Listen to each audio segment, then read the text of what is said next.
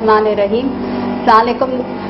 मेरा नाम डॉक्टर मुनीरा बुरहानी है और मैं माहिर अमराज खून हूँ और आज हम वर्ल्ड हीमोफीलिया डे में कराची हीमोफीलिया चैप्टर में मौजूद हैं, जहाँ पे तमाम ब्लीडिंग डिसऑर्डर्स वाले पेशेंट्स का फ्री इलाज होता है। ये पेशेंट्स की वेलफेयर सोसाइटी है जो पेशेंट अपनी मदद आप इन्होंने बनाई है।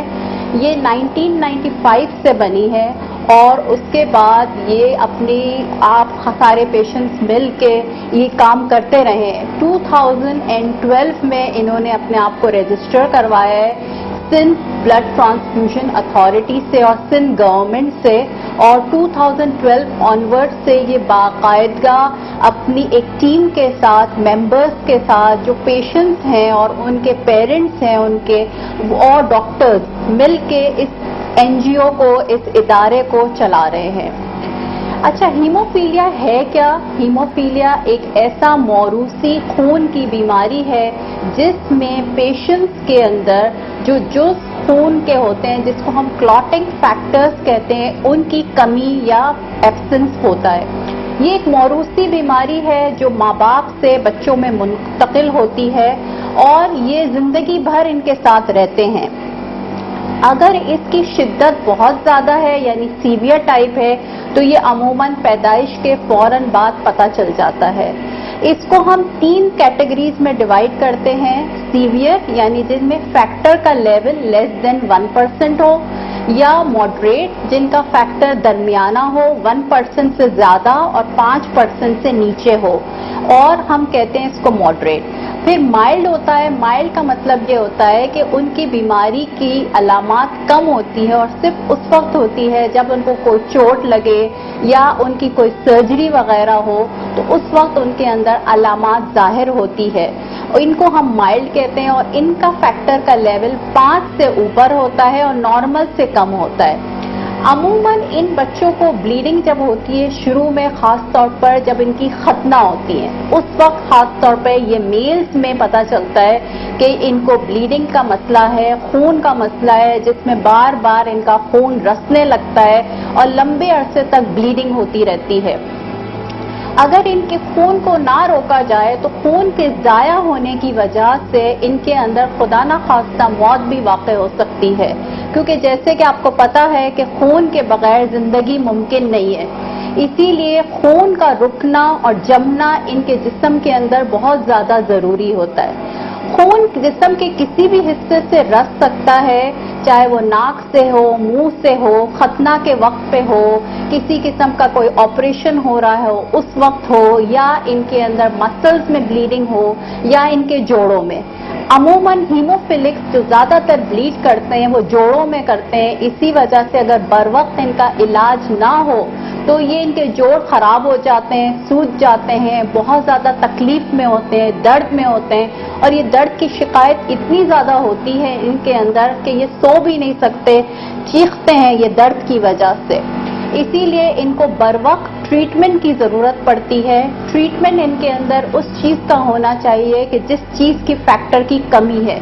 जैसे अगर हीमोफीलिया ए है, जो फैक्टर 8 की कमी को हम कहते हैं, तो बर वक्त उसका रिप्लेसमेंट होना चाहिए फैक्टर कॉन्सेंट्रेट्स का। या अगर फैक्टर 9 की कमी है, जिसको हम हीमोफीलिया बी कहते हैं, तो उसको फैक्टर 9 का कॉन्सेंट्रेट मिलना चाहिए। या एक हीमोफीलिया की तरह की जो बीमारी होती है जिसको हम वॉन विलिब्रिन डिजीज कहते हैं, जो मर्द में भी हो सकती है और खवातीन में भी हो सकती है। यानी हीमोफीलिया आम तौर पर ज़्यादातर मर्द हजरात में होती है या लड़कों में पाई जाती है, लेकिन वॉन विलिब्रिन डिजीज दोनों में हो सकती है, यानी मर्द और औरत दोनों में पाई जाती है। इसी तरह के आपस में शादियां करने की वजह से, जो हमारे मुल्क में बहुत ज़्यादा कॉमन है, इसकी वजह से हम मौरूसी बीमारियां, जिसको हम रेयर ब्लीडिंग डिसऑर्डर्स कहते हैं, जिसमें फैक्टर 7 हमारे यहाँ बहुत कॉमन है, फैक्टर 13 डेफिशिएंसी हमारे यहाँ बहुत कॉमन है, फैक्टर 1 डेफिशिएंसी बहुत कॉमन है। ये तमाम ब्लीडिंग डिसऑर्डर्स हैं जो मौरूसी ब्लीडिंग डिसऑर्डर्स हैं। खून की बीमारी, जो जमने के जो उनके खलिए होते हैं, जो जुज़ होते हैं, वो उनके अंदर नहीं होते, उसकी वजह से ये होते हैं। یہ تمام بیماریوں کا علاج یہاں ہیموفیلیا سوسائٹی میں کیا جاتا ہے روزانہ کے طور پہ.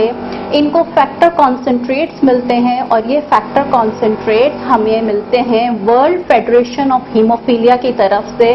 ایک پروگرام ہے جس کو ہم ہیومینٹیرین ایڈ کہتے ہیں, اس کی وجہ سے یہاں پہ ہم تمام پیشنٹس کو فیکٹرز پرووائڈ کرتے ہیں.